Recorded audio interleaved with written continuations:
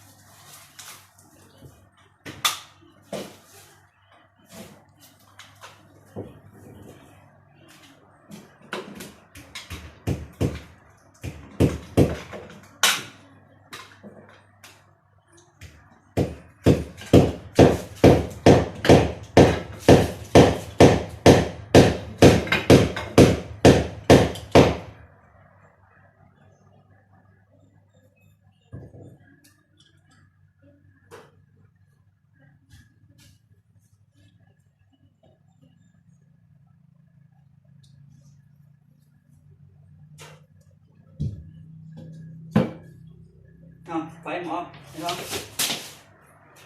ไปกันไปเสียบนั่นหลานไปแล้ว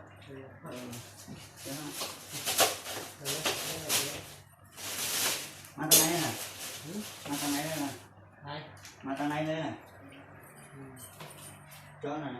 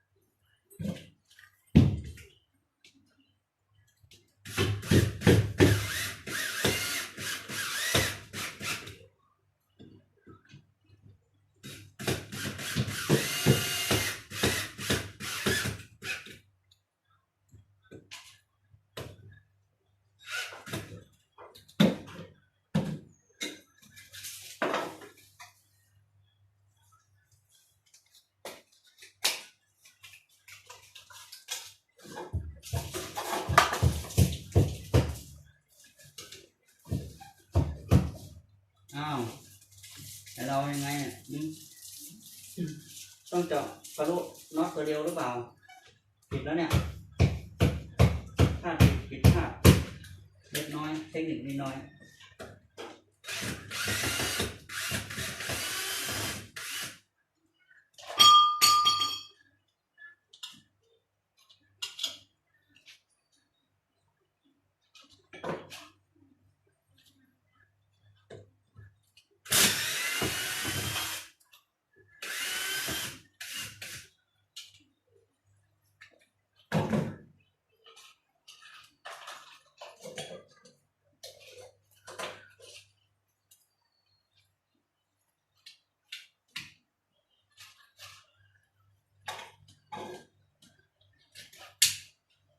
ใส่สว่าน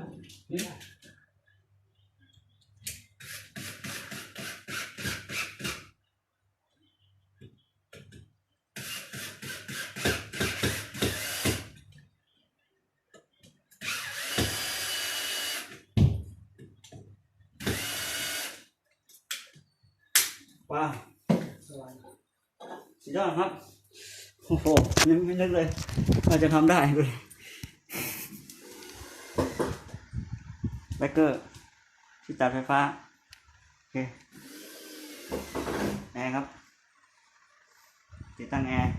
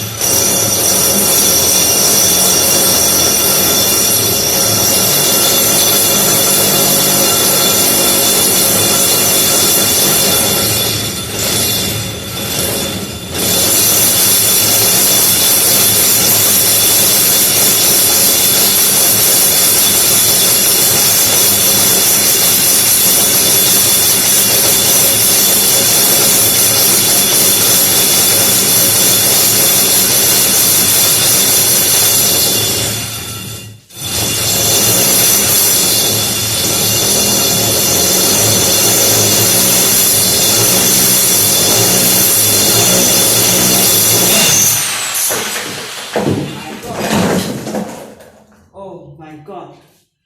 มายังเจ๊ขาว โอ้ เห็นว่าน้ หลุดไปแล้วครับโอ้ my god อ้าวเจ็บหายจิกลองหมดเลยโอ้ my god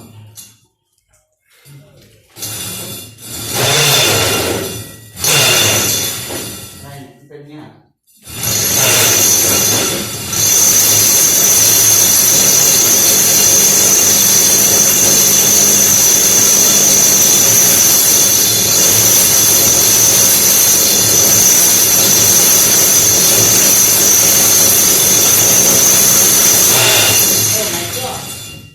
Yeah ำมาในห้องหรอ มันเป็นอิฐมอนหรือเปล่า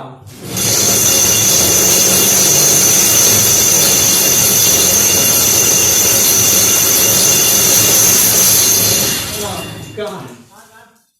เ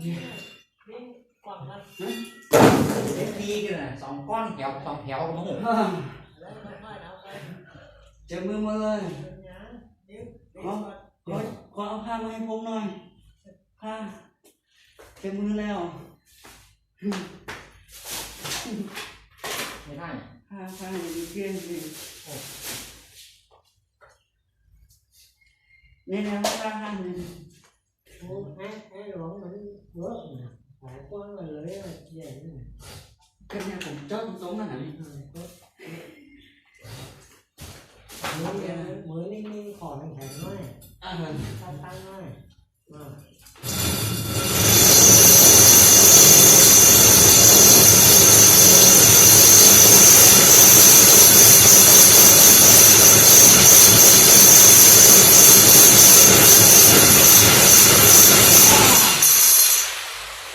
โย่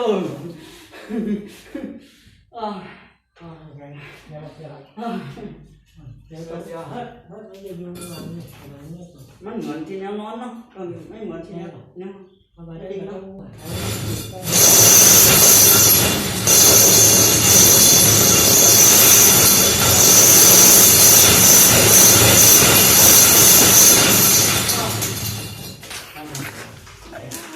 เดี๋ยวเลยเนี่ยต้องมาครึ่งทางมา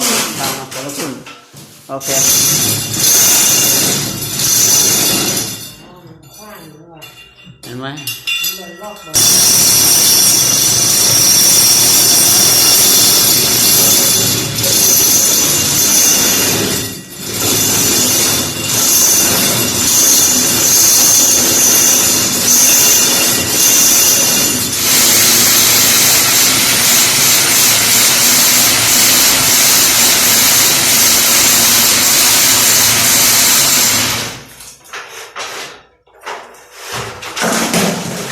รู้ครับจะรู้มันรู้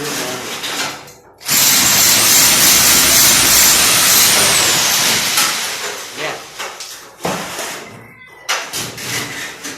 โอเคโอเคครับตอนนี้แอร์ติดตั้งใหม่เย็นเจี๊ยบครับ25 องศาโอเคเย็นครับเย็นแล้วเดี๋ยวปรับให้แบบจะได้แบบให้นิ่งกลางคืนนะไนท์nhỏ như này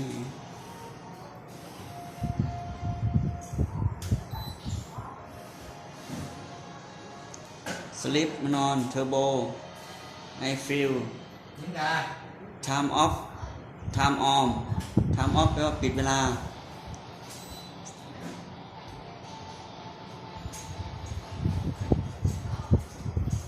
โอเควันนี้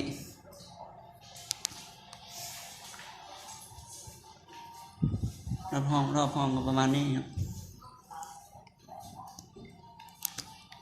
โอเคสำเร็จเยี่ยม